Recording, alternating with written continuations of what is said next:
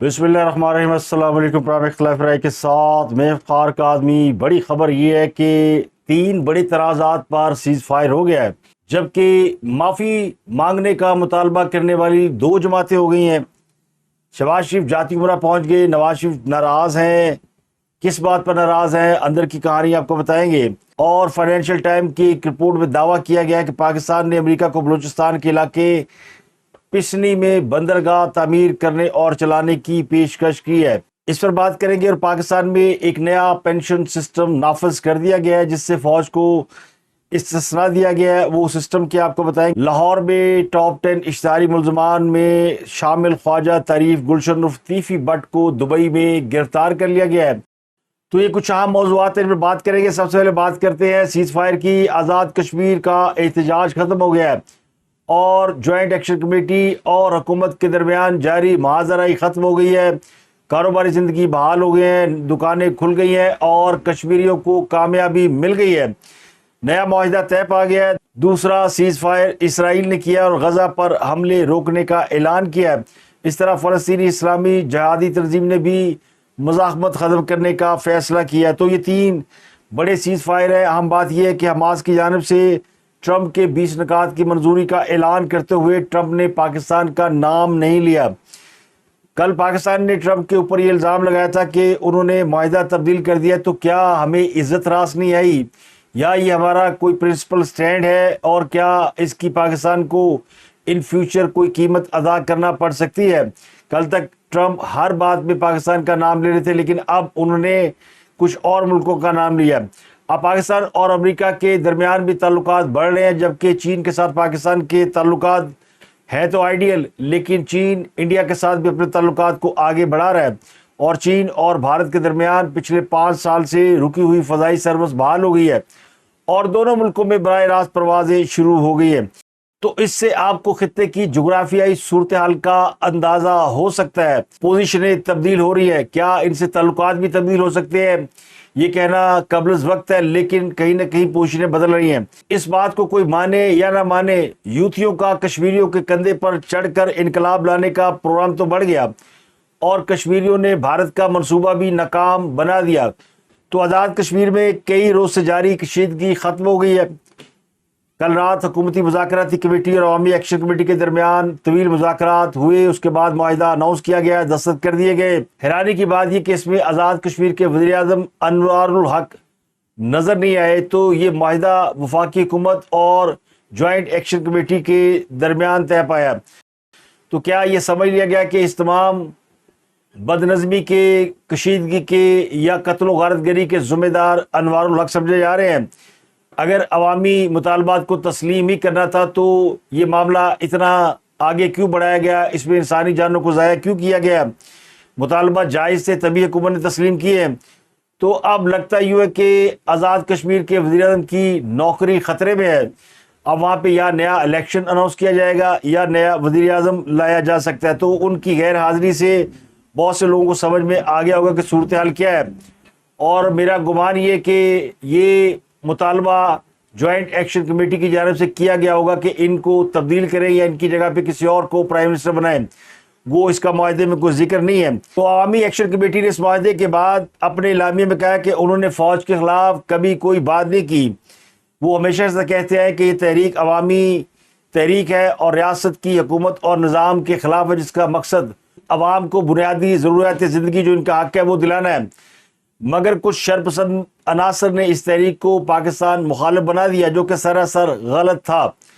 उम्मीद है तहरीक की कामयाबी के बाद इनको नाकामी के साथ भी शर्म आई होगी। तो जिन लोगों ने भी ये सवाल उठाया था कि क्या इस तहरीक को भारत की हमायत हासिल है, उसका मकसद कश्मीरियों को ये एहसास दिलाना था कि कहीं वो खुदा ना खास्ता इंडियंस या रॉ के हाथ में तो नहीं खेल रहे। तो कश्मीरियों का शुक्रिया कि उन्होंने इस बात को समझा और इस मामले से उन्होंने 2 कदम पीछे लिए। वज़ीर-ए-आज़म के मुशीर राना सलाह ने ऐलान किया कि जो जायज़ मुतालबात थे हमने मान लिए हैं। अब मुश्किल बुनियादों पर मामला को हल करने के लिए एक लीगल एक्शन कमेटी बना दी गई है, जो हर 15 दिन बाद बैठक किया करेगी। اس کے علاوہ آزاد کشمیر کی جوائنٹ عوامی ایکشن کمیٹی نے مذاکرات میں تسلیم کیے جانے والے تمام مطالبات کے نکات جاری کر دیے اور یہ دعویٰ کیا کہ الحمدللہ 38 مطالبہ لے کر نکلے تھے، 42 منوا کر آئے ہیں۔ تو جوائنٹ ایکشن کمیٹی آزاد جموں کشمیر نے مطالبات تسلیم کیے جانے کے بعد ہڑتال ختم کر دی، احتجاج ختم کر دیا ہے، راستے کھول دیے۔ حکومت نے بھی وہاں پہ تمام سہولیات جن میں موبائل سروس شامل ہے وہ سب بحال کر دیے ہیں اور سرکاری دفاتر بھی کھل گئے۔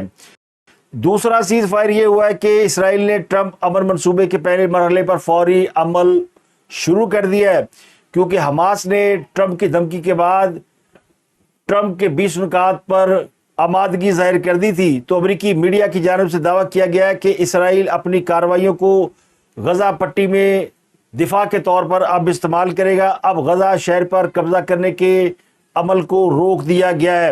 حماس کا ٹرمپ کے 20 نکاتی غزہ پلان پر عمل درآمد کرنے کا اعلان ایک اچھی خبر بن کر سامنے آیا ہے۔ حماس نے ٹرمپ کے 20 نکاتی امن منصوبے کو کافی حد تک مان لیا ہے۔ 2-4 جو شرائط ہے ان کے اوپر نیگوسیشن کا اعلان کیا ہے، لیکن جو اس میں اہم بات ہے، جو بڑا مطالبہ تھا امریکہ کا کہ حماس اسرائیلی قیدیوں کو رہا کرے اور ان کے جو لوگ مارے گئے ہیں ان کی لاشیں حوالے کرے، تو اس پر حماس کے لوگ تیار ہو گئے ہیں۔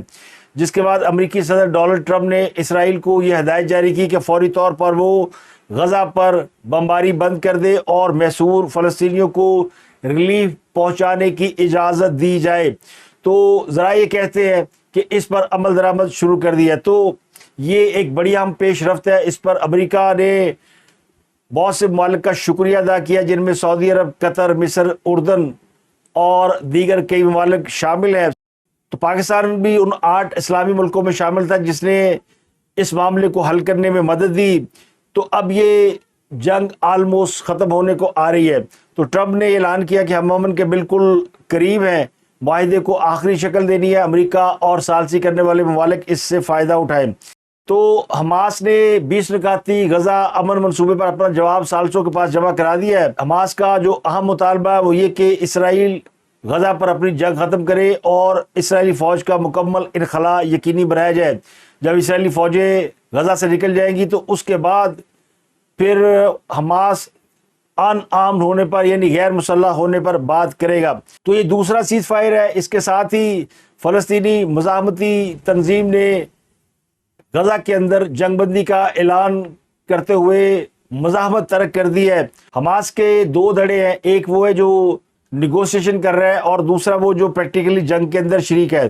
تو جو غزہ کے اندر جہاد میں شریک تھے انہوں نے بھی اس معاہدے پر اتفاق کر لیا ہے۔ تو حماس کے آلموسٹ سارے گروپ اس بات پر تیار ہو گئے ہیں کہ ٹرمپ کا امن منصوبہ مان لیا جائے۔ اب یہاں پر بہت سے لوگ سوال ریز کر رہے ہیں کہ حماس کو 65,000 فلسطینی شہید کروا کر کیا ملا، اور اس طویل جنگ کے نتیجے میں اگر کسی کا نقصان ہوا ہے تو وہ فلسطینیوں کا ہوا ہے، حماس کا ہوا ہے۔ یہ حماس ہی تھی جس نے اسرائیل کے اوپر اٹیک کیا تھا، جس کے جواب میں اسرائیل نے غزہ کی اینٹ سے اینٹ بجا دی اور بوڑھوں، بچوں اور عورتوں سمیت کسی کو نہیں چھوڑا۔ پورا غزہ اس وقت کھنڈر کا سما پیش کر رہا ہے، اور اگر صلح ہی کرنی تھی تو پھر یہ جنگ کیوں چھڑی گئی؟ یہ سوال ظاہر ہے پوچھے جا رہے ہیں، لیکن سب سے اہم بات یہ ہے کہ وہ جنگ کسی نے بھی شروع کی ہو، وہ لڑائی کسی بھی وجہ سے ہوئی ہو، اس میں جو نقصان ہو رہا تھا وہ فلسطینیوں کا ہو رہا تھا۔ اب یہ جنگ بند ہونے سے کم از کم ان کی کلنگ رک جائے گی اور ان کی جو جگہ ہے یا ان کی جو زمین ہے اس کے اوپر ان کو رہنے کا، بسنے کا اور رول کرنے کا اختیار مل جائے گا۔ تو یہ ایک بڑی اہم ڈیولپمنٹ ہوئی ہے۔ دوسرا پاکستان کی بات کرتے ہیں۔ پاکستان کے اندر سیاسی جماعتوں میں لڑائی شدت اختیار کر گئی ہے۔ پیپل پارٹی اور مسلم لیگ نون تو آمنے سامنے ہیں ہی۔ پیپل پارٹی مریم نواز سے معافی مانگنے کا مطالبہ کر رہی ہے، تو اب ایک اور پارٹی بھی میدان میں آ گئی ہے، وہ ہے عوامی نیشنل پارٹی۔ عوامی نیشنل پارٹی کے سربراہ احمد ولی خان جنہوں نے آرمی چیف کے اوپر تنقید کی، جس کے جواب میں حکومت نے انہیں جواب دیا، اس جواب کو اے این پی نے بڑا برا محسوس کیا ہے، کیونکہ جواب دینے والوں نے احمد ولی خان کو ایزی لوڈ کہہ کر پکارا اور یہ کہا کہ وہ سینیٹر نہیں بن سکتے تھے، ان کی اوقات نہیں تھی۔ تو اس پر جن کو ایزی لوڈ کہا گیا انہوں نے بھی معافی مانگنے کا مطالبہ کر دیا اور 48 گھنٹے کی ڈیڈ لائن دے دی ہے۔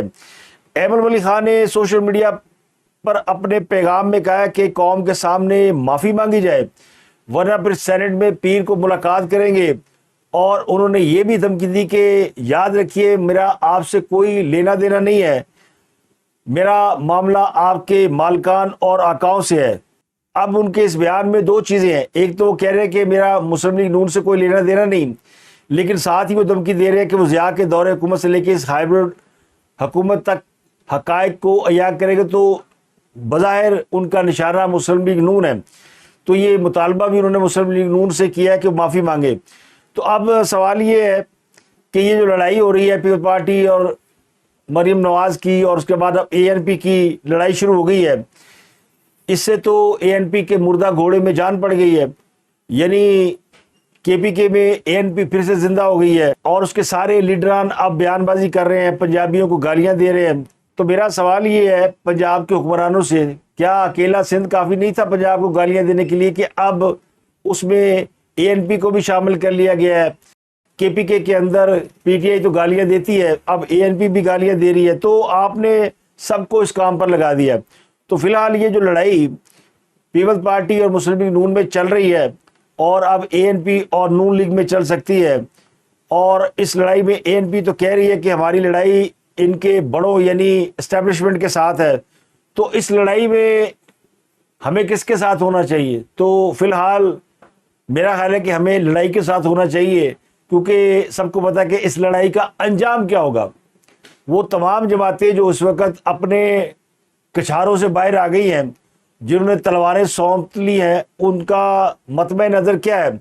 دیکھیں اس لڑائی میں فائدہ کس کا ہے، نقصان کس کا ہے؟ مریم نواز جو پنجاب میں بڑے آؤٹ اسٹینڈنگ کام کر رہی ہیں، اس لڑائی کے بعد ان کے سارے کام پیچھے رہ گئے ہیں، کیونکہ اب لڑائی ڈسکس ہو رہی ہے، ورنہ اس سے پہلے وہ جہاں جا رہی تھی بسیں تحفے میں دے رہی تھی، لیپ ٹاپ تحفے میں دے رہی تھی، تو لوگ اس کا تذکرہ کر رہے تھے کہ بڑے اچھے کام کر رہی ہیں۔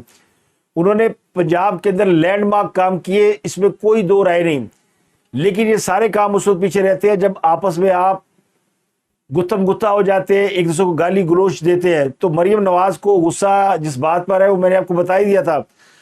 اب یہ جو لڑائی والی بات ہے یہ پہنچ گئی ہے جاتی عمرہ تک۔ نواز شریف صاحب واپس آئے ہیں اور شہباز شریف بھی وطن واپس آ گئے، تو شہباز شریف نے پہلی فرصت میں نواز شریف سے ملاقات کی ہے۔ اس ملاقات میں اس لڑائی کے بارے میں بھی گفت و شنید ہوئی ہے۔ میرے ذرائع کہتے ہیں کہ نواز شریف خود اس بات پر بڑے ناراض ہیں کہ سندھ کے وزراء نے اور پیپل پارٹی کی قیادت نے مریم نواز کو ذاتی حیثیت میں ٹارگٹ کیا ہے، ان کے کردار کے اوپر انگلی اٹھائی ہے، اور کبھی انہیں پلاسٹک گڑیا کہا جاتا ہے، کبھی انہیں میک اپ کا کمال کیا جاتا ہے، تو ساری چیزیں ان کے کپڑوں پہ، ان کے میک اپ پہ، ان کے رکھ رکھاؤ پہ جو براہ راست تنقید کی گئی ہے، اس سے نواز شریف صاحب خوش نہیں ہیں۔ نواز شریف کا موقف یہ کہ سیاسی لڑائیاں ہوتی ہیں، بیان بازیاں بھی ہوتی ہیں، اور یہ ہیلدی کمپٹیشن ہے کہ صوبے ایک دوسرے کی گورننس کے اوپر بات کریں اور اپنی کارکردگی دوسرے صوبے کو بتائیں اور ایک دوسرے کو چیلنج کر کے اپنی کارکردگی عوام کے سامنے رکھیں۔ لیکن یہ جو کچھ ہو رہا ہے جس میں بات ذاتیات کی حد تک چلی گئی ہے، اس پر نواز شریف خوش نہیں ہے، اور شہباز شریف صاحب نے بھی اس پر گائیڈ لائن لی ہے، اور غالباً وہ اگلے 24 سے 48 گھنٹوں میں زرداری صاحب سے یا بلاول بھٹو سے ملاقات کر کے اس معاملے کو سلجھانے کی کوشش کریں گے۔ تو یہ لڑائی جناب چل رہی ہے، اور اب ظاہر ہے اگر مسلم لیگ نون کو معافی مانگنا ہوگی تو صرف سندھیوں سے نہیں بلکہ اب انہیں پختونوں سے بھی اور ایمن ولی خان سے بھی معافی مانگنا ہوگی۔ اب ایمن ولی خان صاحب کی تو موج لگ گئی، انہوں نے ایک بیان آرمی چیف کے خلاف دیا۔ اب فوج تو کسی سیاسی جماعت کے بیان کا جواب نہیں دے سکتی، فوج کو سیاسی جماعت تو ہے نہیں کہ جیسے ایمن ولی خان نے اسٹیٹمنٹ دیا وہ بیٹھ جاتی جواب دینے کے لیے۔ اب یہ لڑائی بعض لوگ کہتے ہیں معدنیات کی بھی لڑائی ہے، تو معدنیات کے حوالے سے کے پی کے جو سیاسی جماعتیں ہیں وہ ساری تقریباً ایک پیج پر ہیں، خواہ وہ پی ٹی آئی ہو چاہے اے این پی ہو، ان کا خیال یہ کہ معدنیات پاکستان کو ایکسپلور کرنی چاہیے، کسی اور ملک کو نہیں۔ خاص کر جہاں امریکہ کا نام آتا ہے تو چونکہ پختونوں کے اندر افغان جنگ کے بعد سے امریکہ کے حوالے سے ایک نفرت کی لہر موجود ہے، تو یہ سیاسی جماعتیں اس کو استعمال کرتی ہیں۔ اب اے این پی نے بھی نعرہ لگانا شروع کر دیا ہے کہ ہم امریکہ کی غلامی میں جا رہے ہیں، جس کا مطلب یہ ہے کہ وہاں کے جو پختون ہے وہ این پی کے ساتھ کھڑے ہو جائیں گے۔ چونکہ کے پی کے میں پی ٹی آئی سے لوگ مایوس ہو رہے ہیں، تو کسی اور سیاسی جماعت کو وہ خلا پر کرنا ہے، تو اے این پی کے پاس ایک اچھا موقع ہے کہ وہ اینٹی اسٹیبلشمنٹ سٹانس کے ساتھ آگے بڑھے اور وہ ویکیوم پر کرے۔ اب فوج نے تو ان کو جواب دینا نہیں، حکومت کی جانب سے طلال چودھری نے جواب دیا ہے، تو اب احمد ولی خان صاحب اس پہ کھڑے ہو گئے ہیں۔ تو اب دیکھتے ہیں معافی تلافی ہوتی کہ نہیں ہوتی۔ میرا نہیں خیال کہ اس میں کوئی معافی شافی ہوگی، اس لڑائی میں ابھی بہت کچھ ہونا باقی ہے۔ وہ کہتے ہیں نا ابھی تو پکچر باقی ہے۔ اگلی خبر یہ جی کہ ایک بہت ہی اہم اور بڑا ملزم لاہور میں ایک ٹاپ 10 بدماش کہہ لیں، گنڈا کہہ لیں، انڈر ورلڈ مافیا کہہ لیں، تیفی بٹ کو دبئی سے گرفتار کر لیا گیا ہے۔ تیفی بٹ جو پچھلے کئی ماہ سے پاکستان سے بھاگے ہوئے ہیں، مفرور ہیں، ان کے بارے میں جو ڈیٹیل سامنے آئی ہے، یعنی اندر کی کہانی کی اس کو کیسے پکڑا گیا، ایک مرکزی ملزم ہے۔ گوگی بٹ اور تیفی بٹ لاہور کے دو نامی گرامی ایسے لوگ ہیں جنہیں گینگسٹر کہا جاتا ہے یا مافیا کہا جاتا ہے، انڈر ورلڈ کے لوگ ہیں، قبضہ گروپ اور اس طرح کی کہانیاں بہت ان کے حوالے سے مشہور ہے اور ان کی سیاسی پشت پناہی بھی کی جاتی رہی ہے۔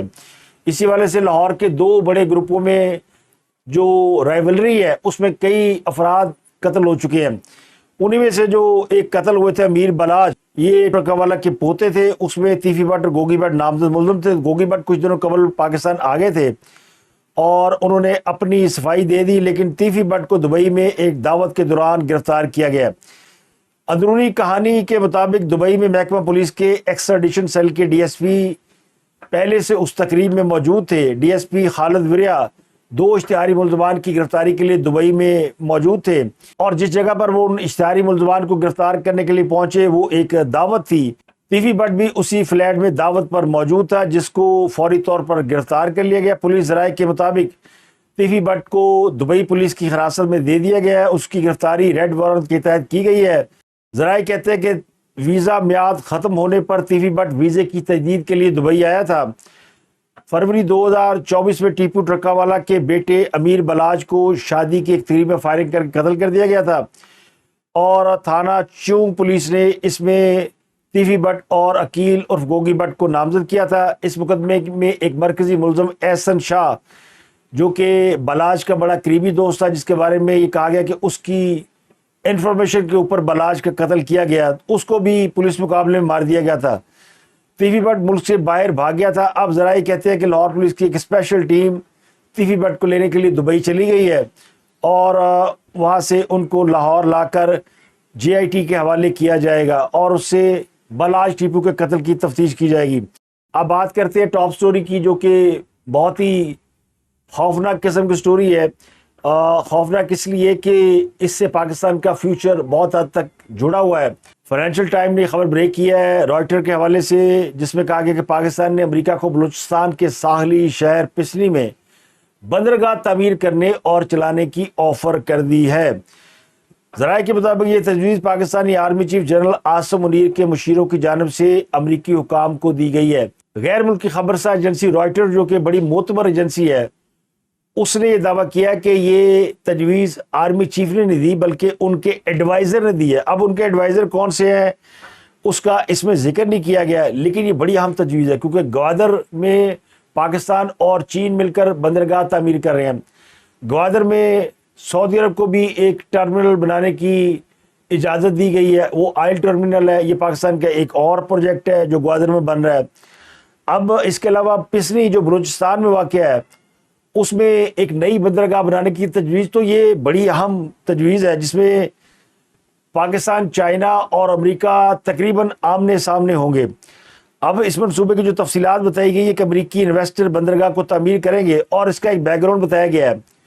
وہ بیک گراؤنڈ یہ کہ پاکستان امریکہ کو یہ آفر کر رہا ہے کہ وہ پاکستان کے صوبے بلوچستان اور کے پی کے میں جو معدنی ذخائر ہیں جو کہ پہاڑوں میں ہیں اور ان کو نکالنا بڑا مشکل ہے، بلوچستان سب سے بڑے وسیع رقبے کا مالک ہے، سب سے بڑا صوبہ ہے پاکستان کا رقبے کے لحاظ سے، تو وہاں پر ایکسپلورنگ کے لیے آپ کو جدید ٹیکنالوجی چاہیے جو امریکی کمپنیوں کے پاس ہے۔ اب اگر وہاں سے وہ معدنی وسائل نکالتے ہیں تو پھر ان کو ٹرانسپورٹ کیسے کریں گے، یہ سب سے اہم سوال ہے، اور اسی تناظر میں یہ آفر کی گئی ہے۔ فائنینشیل ٹائم نے خود لکھا ہے کہ یہ بندرگاہ فوجی مقاصد کے لیے استعمال نہیں ہوگی، بلکہ اس کا ایک مقصد ریلوے کوریڈور کے ذریعے مغربی پاکستان کے معدنی علاقوں سے بندرگاہ کو جوڑتا ہے۔ اور ذرائع کہتے ہیں کہ پیشکش وزیر اعظم شہباز شریف اور آرمی چیف کے صدر ڈونلڈ ٹرمپ سے وائٹ ہاؤس میں ملاقات کے بعد سامنے آئی، اور غالباً یہ وہی موقع ہے جب آرمی چیف کسی بریف کیس میں وہ پتھر ٹرمپ کو دکھا رہے تھے، جن پتھروں کے اوپر ایمل ولی خان نے پھر سینٹ کے اندر تقریر کی کہ ہمارے آرمی چیف پاکستان کے معدنی ذخائر کی سیلز مین شپ کر رہے ہیں۔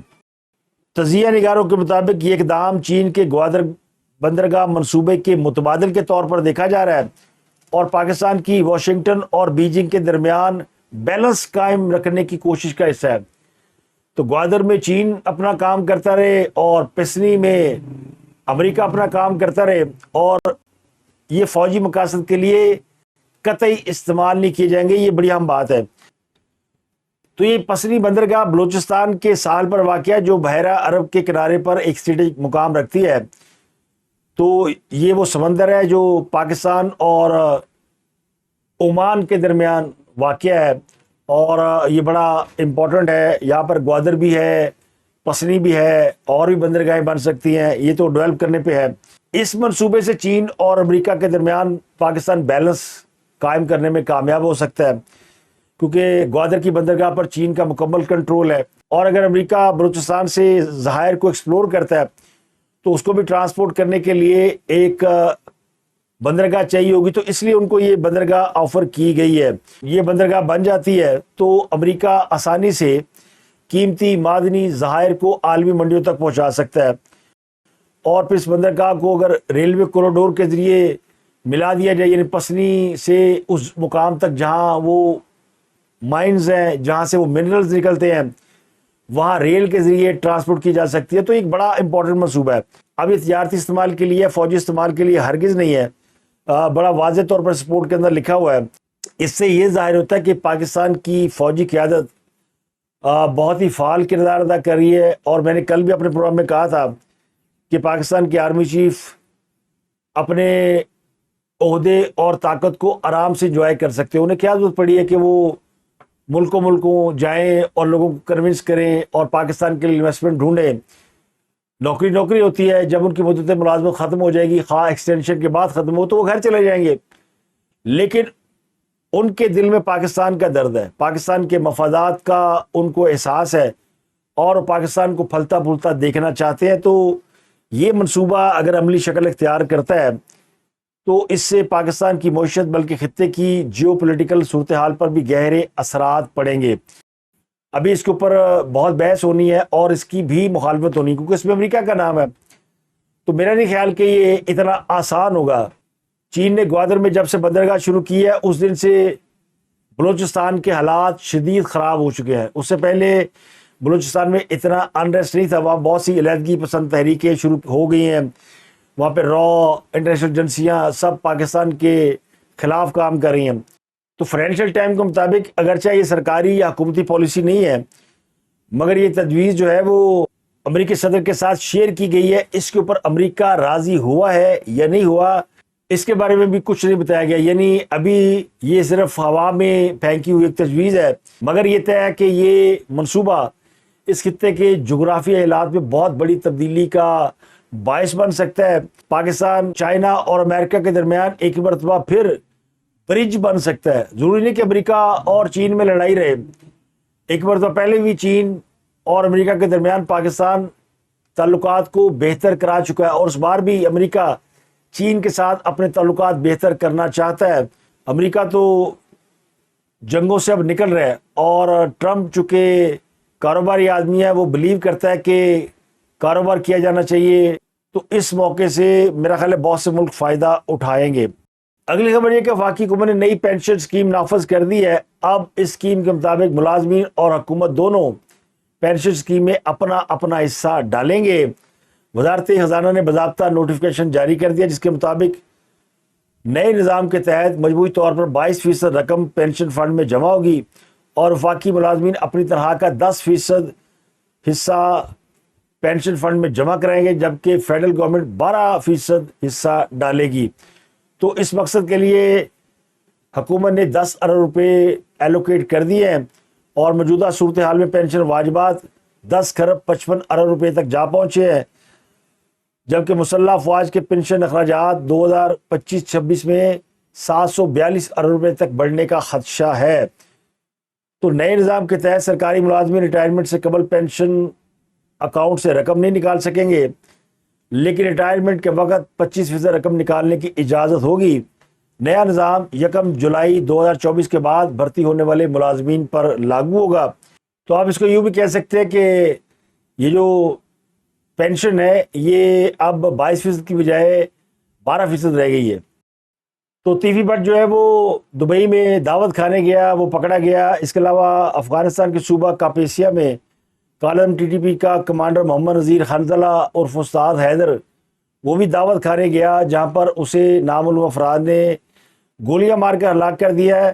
کالعدم ٹی ٹی پی کے دہشت گردوں کو کھانے کی دعوت پر بلایا گیا تھا، جہاں فائرنگ کر کے انہیں مار دیا گیا۔ دعوتوں پر جانے سے بعض اوقات نقصان بھی ہو سکتا ہے، تو دعوت قبول کرتے ہوئے احتیاط لازم ہے۔ اب تک کے لیے اتنا ہی، آپ سے ملاقات ہوتی اگلے ولاگ میں۔ اپنا گرد و نواح کے لوگوں کا بہت خیال رکھیے۔